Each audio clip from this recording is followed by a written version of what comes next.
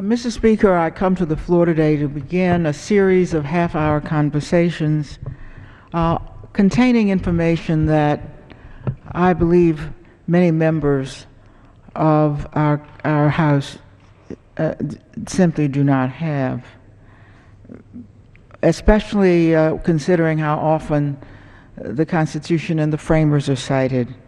I have no reason to believe that there is any intention on the part of any member to deny democracy to any American citizens in our great country. So during these half-hour special orders, I will be offering some evidence and information that go all the way back to the framers and come forward into the era when the District of Columbia was granted home rule, in order to try to inform members of the standing of the District of Columbia, which is often referred to as the federal district. It, of course, is not a federal district. It is a hometown of 600,000 residents, which has been granted full and complete authority to govern itself. Too late, of course, but finally. Too late in this era, but not too late in the history of the country, because as the country began, the citizens indeed at that time had that right. The framers, of course, were confronted with a dilemma. They wanted a capital to be located here in the District of Columbia, and they wanted that capital to have the same rights as any other Americans.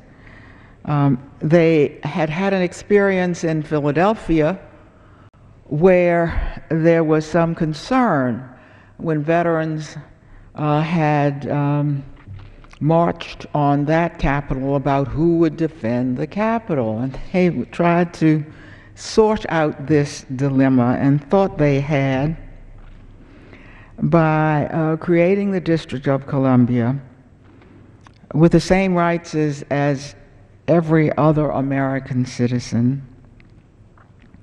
but giving the Congress authority over the district. And let me indicate how that happened.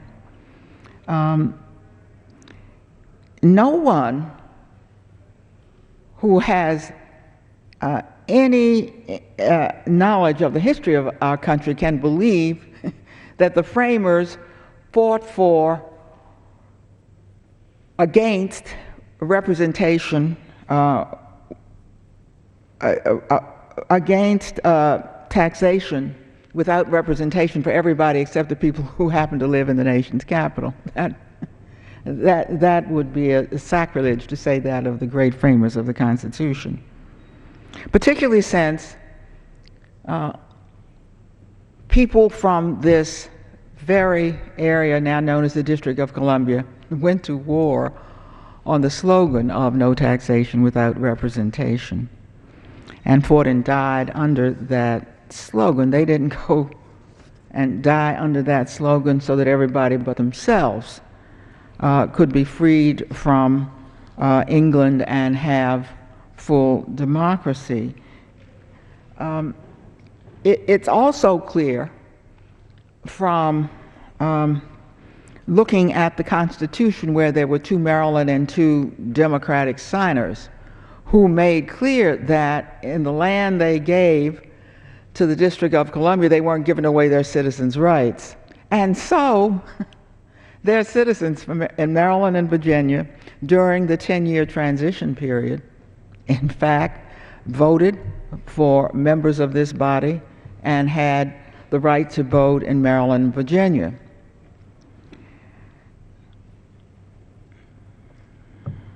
Some would call what Congress has done in intervening years an abuse of power. I believe it is a failure to come to grips with what the framers intended. Madison, Federalist 43, James Madison says at the very beginning, from the very beginning, and I'm quoting his words, that there would be a municipal legislature for local purposes derived from their own suffrage. That's, of course, the man and the document we rely on when we need some legislative history about the Constitution. It is very important to note that the first government in the city of Washington was established in 1802 when the District of Columbia became the nation's capital. At the time that the city was created as the nation's capital. At that point, contemporaneous with the Constitution, there was a city council elected by the people of the District of Columbia to fully govern this city the way the districts and the jurisdictions of the members of this body are fully governed. In 1812, the city council was permitted to elect the mayor. Before that, the mayor was appointed. And in 1820 and thereafter, the mayor was elected by the people. That continued into 1871. It should be said that the status of the District of Columbia, until Home Rule was granted, was constantly a part of the mix of the long tortured part of our history about racial segregation. Many of the perpetrators who denied Home Rule were Southern Democrats.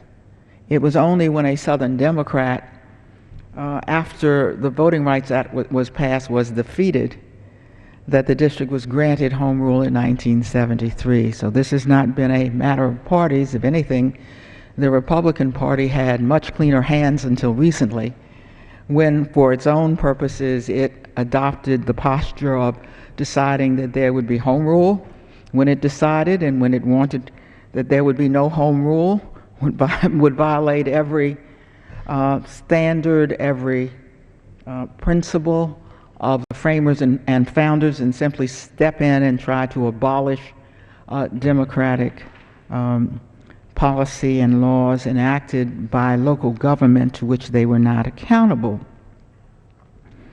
It's important to note that when the Home Rule Act was passed in 1973, the first line said that the purpose was to restore to the citizens of the District of Columbia. Restore. Those words, I think, were chosen with great meaning and understanding of history. Restore, because it was clear that the people who lived in this territory had every right of every other American citizen before the city was created, that those from Maryland, Virginia who gave the land saw to it that that right was preserved, and that only in the political maneuverings of the Congress itself was that right at risk, and that right has never been at risk except at the mercy of members of Congress who did not adhere to the principles of full democracy for every citizen of the United States. So the purpose of the Home Rule Act was to restore, not create rights. No one creates rights for people born in this country. The rights are given with their citizenship.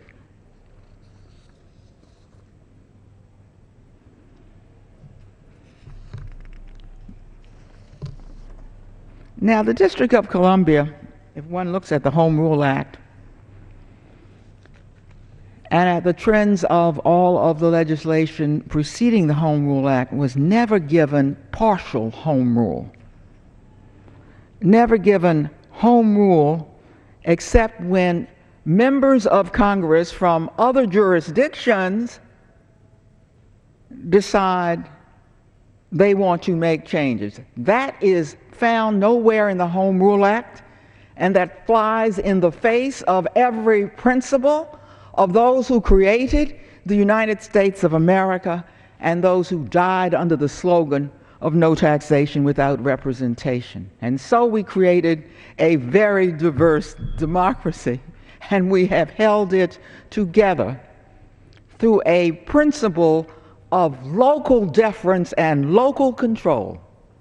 So we have people in one part of the country that detest some of the laws and policies in another part of the country, but the first thing they will do is honor local control and the right of local citizens to elect people who are accountable to them, and when those who are not accountable to them want to get something done, they must go to those who are indeed accountable to them. Congress thought about what enacting home rule would mean. And it said, well, there are some specific exceptions. Congress did not leave it to the discretion of members of this body to decide what those exceptions would be. Congress, in fact, did something very specific with respect to those exceptions because it understood that once home rule is granted, there would be differences between the local legislature and the Congress of the United States. So it said, look, this is what we mean, and this is what we do not mean. These limitations on the district and its council need to be rehearsed and need to be understood by anybody who believes in democracy as a principle here in the United States as much as we believed in it when all of us stood up for democracy in Egypt and elsewhere in the Middle East and around the world. We've got to make sure that we're not seen as hypocrites, because we are the first to rise when there is democracy that is ignored elsewhere and appear to deny it in our own country. That is something the world will never understand. So, the Congress, recognizing the differences, spelled out what the exceptions would be. And you can imagine why the exceptions were there. They have almost nothing to do with anything that a local legislature would want to enact. Occasionally they do. And the district simply cannot do it because it's in the Home Rule Act, and the district does not do it because it's in the Home Rule Act. For example, the District of Columbia cannot impose any tax on the property of the United States or any of the several states. Well, that's important because the property that is most valuable, the property that would yield the most revenue, is located in the center monumental core of the United States, and the District of Columbia would have not a thing to worry about if it could tax that property. Cannot be done. The District of Columbia cannot lend the public credit, the credit of local jurisdiction, for support of any private undertaking.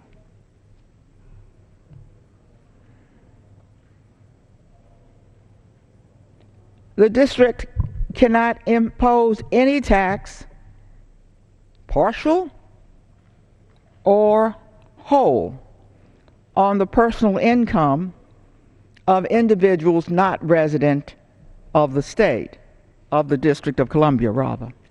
Now, I emphasize that one because that's one that the local citizens most resent. It's called a commuter tax. What it means is if you come into the District of Columbia, as hundreds of thousands do from the surrounding region, use the resources, the roads, partake of the very public amenities that residents do. Nevertheless, said the Home Rule Act, nevertheless, the District of Columbia may not impose any commuter tax. Though the district, of course, resents that because there are commuter taxes all over the United States. But the district isn't asking to overturn the Home Rule Act. It's simply asking that Congress abide by the Home Rule Act. Maybe at some point Congress would want to reconsider this matter. I think my good friends of both parties from Maryland and Virginia would not want this matter reconsidered. But at the moment, I haven't heard anyone cry out that this is the reason that you find people in the District of Columbia engaging in civil disobedience when Congress intervenes into local affairs in the District of Columbia. Yes, this is a local matter, but it involves other Americans. And so the Home Rule Act would say, look, we want you to have as much, and I'm trying to be fair, those who wrote it would say, look, we want you to have as much jurisdiction, as much authority over your own business as you can. But once you go to taxing those from another region, well, we're going to draw the line. Well, the district resents it, but there is at least a theory for why that was done. There is no theory for trying to overturn a law of the District of Columbia simply because you disagree with it. Pure and simple. No theory that can be mustered, and certainly not from the framers, who were clear that every citizen of the United States, including those who lived in the nation's capital, would have the full democracy they fought for in the Revolutionary War.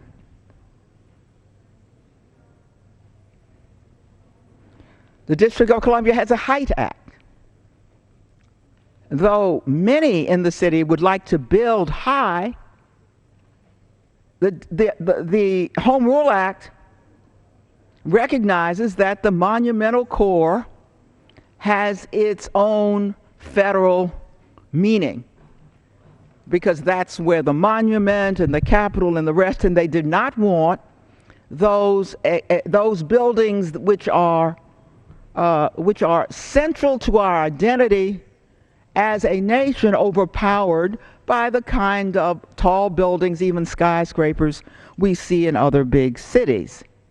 And there frankly has not been a great deal of concern about that. Indeed, D.C. has its own height limit.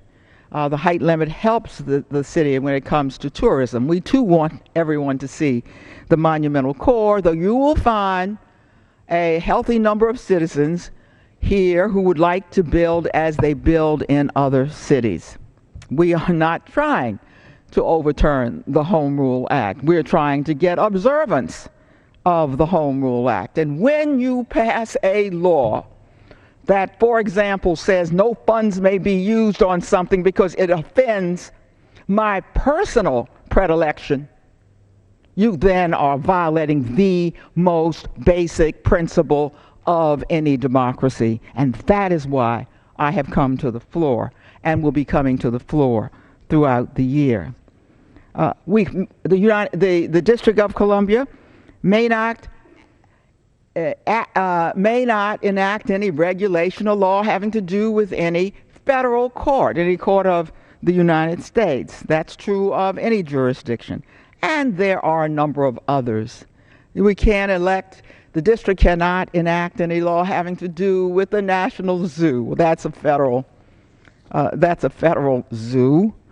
And I'm not sure why someone was concerned about that, but that's in the Home Rule Act, and you're not going to find the district mayor or city council or residents going to the streets over the zoo. They went to the streets because they passed a law.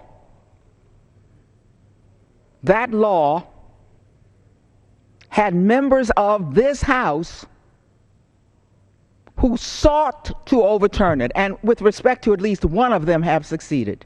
And that is a shame on democracy.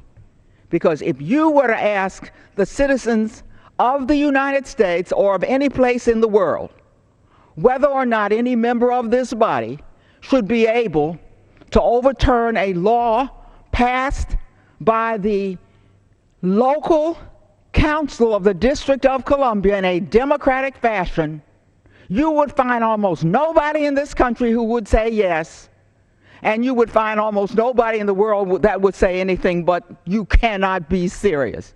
You who preach democracy all over the world. If these are your principles, the place and the time to apply them is right here, right now at home. Now, it is interesting to note that there was a lot of controversy until finally the Home Rule Act was passed, and it is no accident that the Home Rule Act was passed during the period of the 60s and 70s when the great civil rights laws were passed. The country came to understand that you can hardly have civil rights laws and then have people in your own country who have no mayor, no city council, no right to vote for local government, no vote in this body, and still call yourself a democracy. All of that came together in the 60s and the 70s. So I'd like to refer to two presidents from that era, the so-called Home Rule era.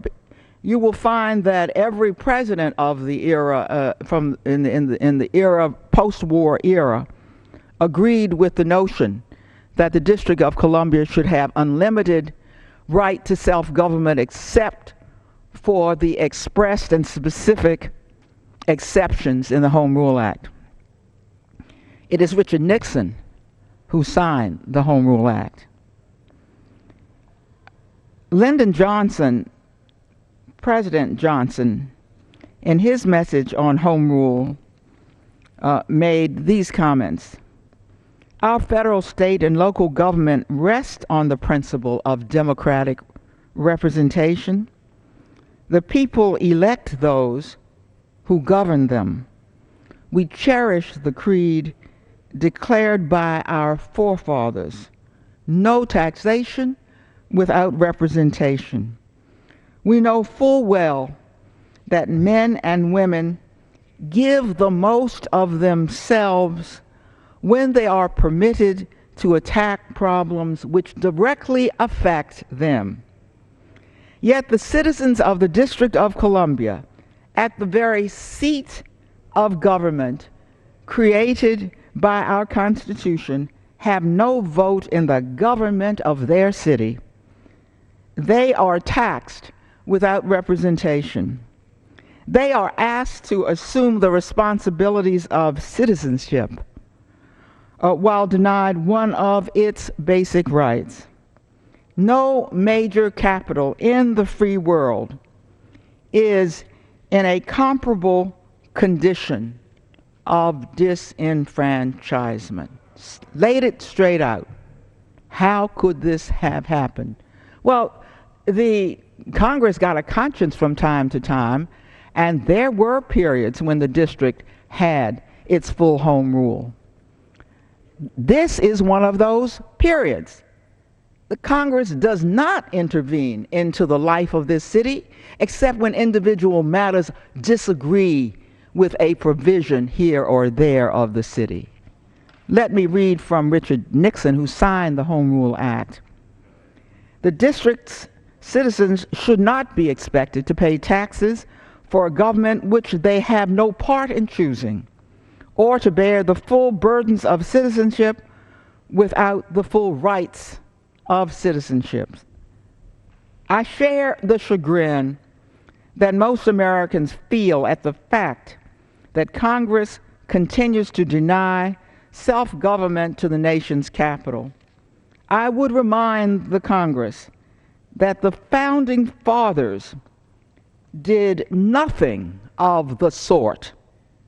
Home rule was taken from the district only after more than 70 years of self-government, and this was done on grounds that were either factually shaky or morally doubtful.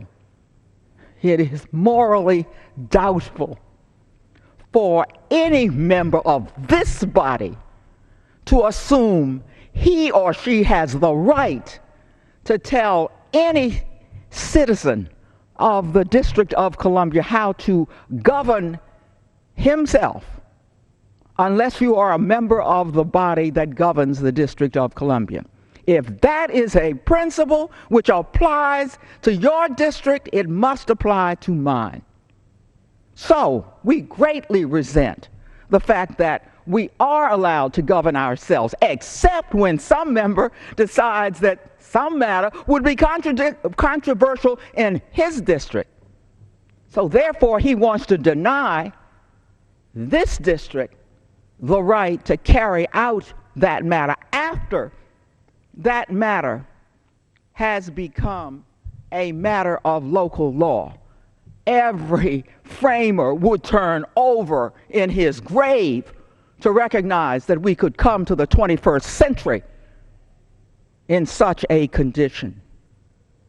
Yet, it took action in the 110th and 111th Congress to remove prohibitions on the district's use of local funds for medical marijuana, for needle exchange, for abortions for low-income women. In the 112th Congress, Republicans imposed the ban on the use of local funds for abortions. Who do they think they are? They are accountable to no one in the District of Columbia. They are in straight, sure violation of every principle of the founding document. I believe that in good faith, many members, especially newer members, are simply not aware of this history and not aware that it is grounded in the framers' documents themselves. That's why, instead of assuming that any member of this body would intentionally deny democracy to any American, I think the way to proceed is for this American, this member, this representative of the people of the District of Columbia to come forward on occasion with information and material that I hope members will take under advisement. I thank the Speaker, and I yield back the remainder of my time.